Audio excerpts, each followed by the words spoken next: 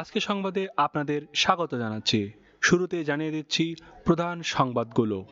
তীব্র তাপপ্রবাহের পর স্বস্তির বৃষ্টি, তবে ৫ জেলায় বজ্রপাতে অন্তত ১২ জনের মর্মান্তিক মৃত্যু। এবং কূটনৈতিক তৎপরতা, ওমান থেকে পাকিস্তানের পথে ইরানের পররাষ্ট্রমন্ত্রী আব্বাস আরাগচি। এবার শুনবেন বিস্তারিত। তীব্র তাপপ্রবাহের পর আজ দেশের বিভিন্ন স্থানে স্বস্তির বৃষ্টি নামলেও বজ্রপাতে ৫ জেলায় অন্তত ১২ জনের মর্মান্তিক মৃত্যু হয়েছে। আজ রোববার গাইবান্ধায় শিশুসহ সর্বোচ্চ ৫ জনের প্রাণহানি ঘটে। এছাড়া ঠাকুরগাঁও, সিরাজগঞ্জ, জামালপুরে ২ জন করে এবং পঞ্চগড়ে ১ জন চা শ্রমিক মারা গিয়েছেন।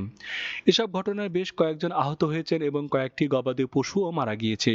আবহাওয়া অধিদপ্তর জানিয়েছেন, চলতি মাসের বাকি দিনগুলোতে দেশের বিভিন্ন স্থানে বিচ্ছিন্নভাবে এমন বৃষ্টিপাত হতে পারে, যার ফলে চলমান তাপপ্রবাহ অনেকটাই কমে আসার সম্ভাবনা রয়েছে।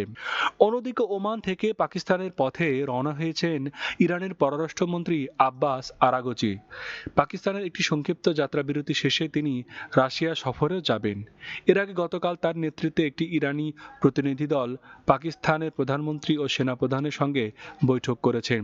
মূলত যুক্তরাষ্ট্র ও ইরানের মধ্যকার দ্বিতীয় দফা আলোচনার ক্ষেত্র প্রস্তুত করতে পাকিস্তান সহ কয়েকটি দেশ এই কূটনৈতিক তৎপরতা চালিয়ে যাচ্ছে বলে জানা গিয়েছে। এই ছিল এখনকার সংবাদ। পরবর্তী সংবাদ দেখার আমন্ত্রণ জানিয়ে আজ এখানেই বিদায় নিচ্ছি।